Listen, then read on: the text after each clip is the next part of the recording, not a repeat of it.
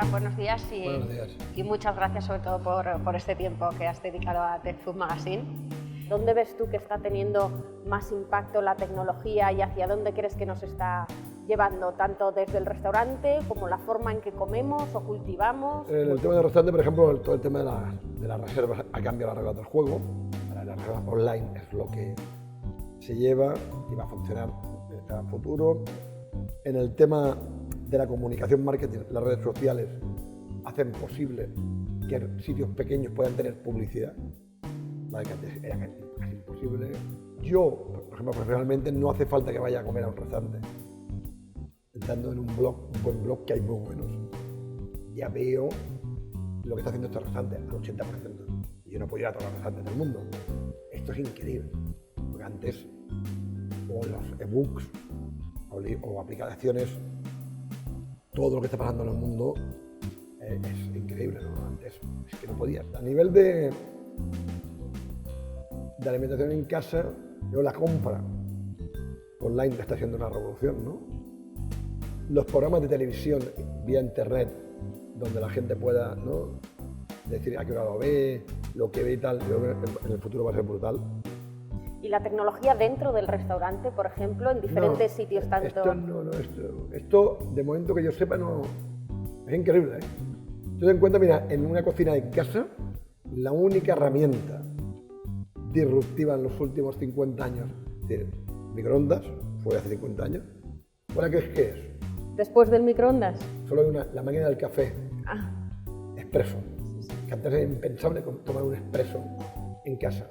Hablan de las impresoras 3D de comida, por ejemplo. Pero ahora de momento hay que ver para que van a funcionar. Estamos allí, hay que ver. Por ejemplo, todo el tema de Big Data que estamos con Telefónica MRD, con el tema de cómo pueden funcionar todos los datos que tenemos, también está por ver. En cuenta que todo esto es muy joven. Entonces, el turismo sí que es brutal, para las guías, para todo esto. Claro, fenómenos como por ejemplo que lo está facilitando también la digitalización de la economía colaborativa, etcétera, que está facilitando a lo mejor que la gente vaya a comer a unos a casa de otros, etcétera. ¿Cómo ves tú ese tipo de fenómenos? Está muy bien. Esto son opciones, ¿no?, que te dan que antes no tenías, ¿no? Creo que es importante a nivel ya de restaurantes, el prescriptor experto, el prescriptor de uso, es muy importante este debate, hasta qué punto, ¿no? No, es que me gusta mucho, pues yo voy. Claro. O te lo tiene que hacer un experto, ¿no? Esto es muy interesante. Entonces, claro, hasta qué punto un no experto puede ejercer de crítico. No estoy hablando de bloggers, ¿eh? Los bloggers la mayoría son muy buenos. Estoy hablando de que tú estás en Twitter, haces un Twitter, fantástica hamburguesa, no, oye, pero ¿cómo fantástica? ¿Te ha gustado? Claro. Pero es verdad que hoy en día la experiencia para un tipo de personas no acaba en la comida. El tema de tuitear, el tema de comentar nada de eso. Y esto me parece muy bien a mí. Claro, el food porn que le llaman, ¿no? A mí me parece muy bien.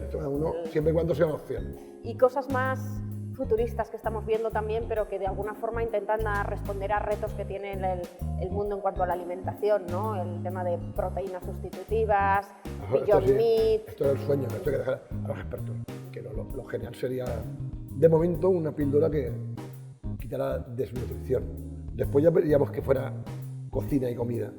Pero si con una píldora quitáramos la desnutrición mañana, yo firmaba. Antes hablabas de lo de hacer la compra en casa, el e-commerce, que está revolucionando también muchas cosas, pero tú que eres comprador habitual de la boquería y de ese pequeño comercio, ¿cómo ves ese fenómeno? Hay de todo. Tú te pueden traer, no sé, me parece una cosa, el agua, botellas de agua, hostia. Te pueden traer una serie de cosas, las cosas, tú para comprar, no sé, aceite de oliva, la marca ya está, claro, no te va a cambiar. Para comprar pescado, carne o hortalizas te va a gustar verlo. El mixto está bien, ¿no? Que la experiencia sea más placentera. La comida es que compres el capricho, no compres lo fresco, ¿no?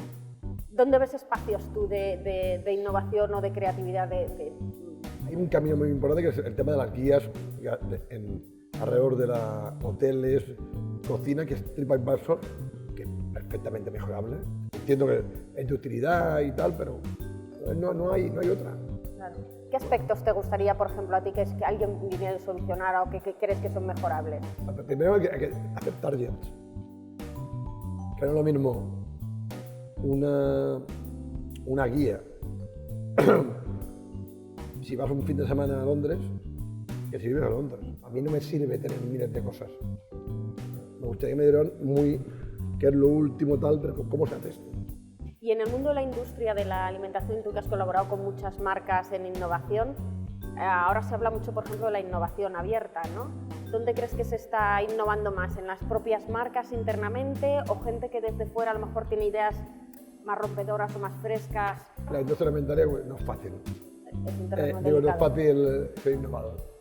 Muy difícil porque las costumbres que tenemos en casa son las que son, ¿sabes? No, entonces, siempre ha estado ligado con las técnicas de conservación. Entonces, la que dicen que va a ser revolucionaria es la conservación en bajas presiones. La gente lo entiende como si tienes así y se conserva. Yo creo mucho que la inteligencia artificial va a funcionar a niveles increíbles. ¿Hasta dónde? No lo sabemos.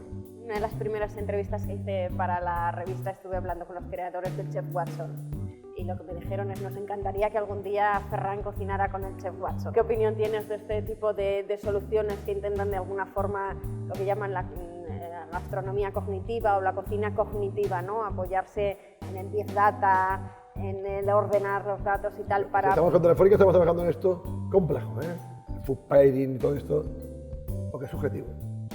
¿Quién dice que el chocolate de caviar va bien? La combinación de productos o de sabores es subjetiva. Subjetiva, porque ya la cantidad de sal en Japón o en China es diferente. Fíjate con Europa, ¿no?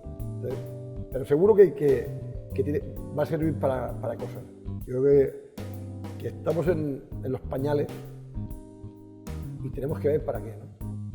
En Telefónica más de estamos trabajando en esto, en cómo la Big Data tiene que ayudar al mundo, uno de la cocina profesional y otro de la cocina en casa.